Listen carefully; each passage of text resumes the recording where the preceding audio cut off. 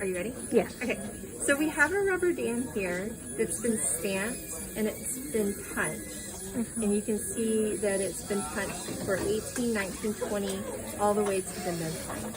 So the first thing that I like to do is to go ahead and put the frame on.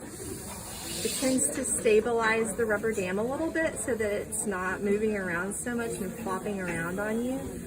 And it gives you something to kind of hold on to better. So what I'll do next is I'll take my clamp that already has the floss attached to it, and we're gonna put it in the very last hole. So I like to start with one wing, and then you're just gonna stretch, stretch, stretch, and pull it all the way to the other end of the hole. And you can see that the bar here is towards the distal, towards the back of the mouth, and the wings are facing on the buccal and the lingual of the tooth. So once I have this all set up, I can take my forceps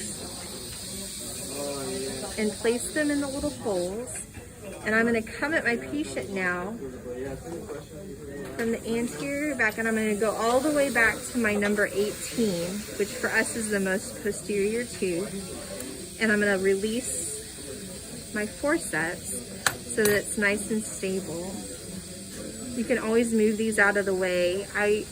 You can see this little circle right here is for actually holding that little piece of floss. So what I like to do at this point is to cut a little piece of the rubber dam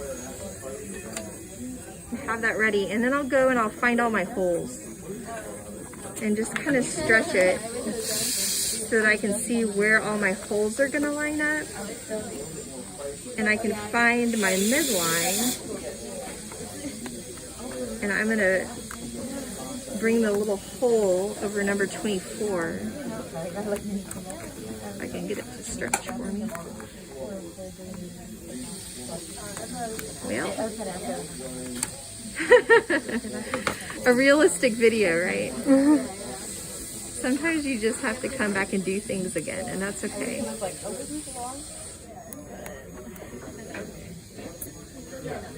Yeah, that's true. All right, let's try this again. So there's my number 24. I'm going to stretch it down that way, and then I'm going to take my little ligature and I'm going to slide it in there. So now I'm stable, and now I can do what I need to do. So I'm going to come in with my floss, and again I'm just going to stretch my holes, and I can floss all the way to the back. I was going to get rid of it today or yesterday, and because you know how hard it is to try with these. Do this. They have to go. Or the first, I think if you don't struggle while you're doing this, you're doing it wrong. If you need to, you can pull off these little bits on the end, or I'm going to have my assistant here snap it right there. And so then you can go down and pull it out.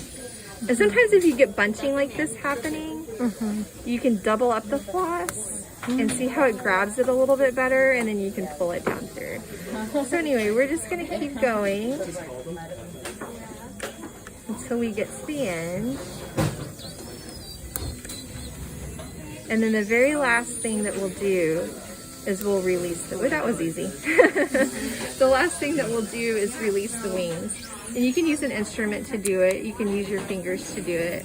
I would be careful with your fingers like I'm doing, because I just tore it a little bit. Probably need an explorer.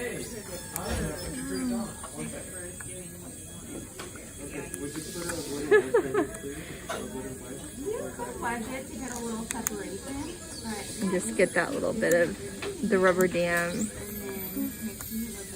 to come back underneath it. Ta-da! So again, you'll just go back around and you can spend some time inverting your rubber dam. This is perfectly acceptable to go ahead and start prepping. If during the prepping, whatever happens during the procedure, if you find that there's something wrong about your rubber dam or you don't like it, before you send your patient for grading, you're always welcome to change out your rubber dam. So you really need it to be functional first, but if you're looking for perfection when you send it for grading, you're always welcome to change out your rubber dam before you send it for grading.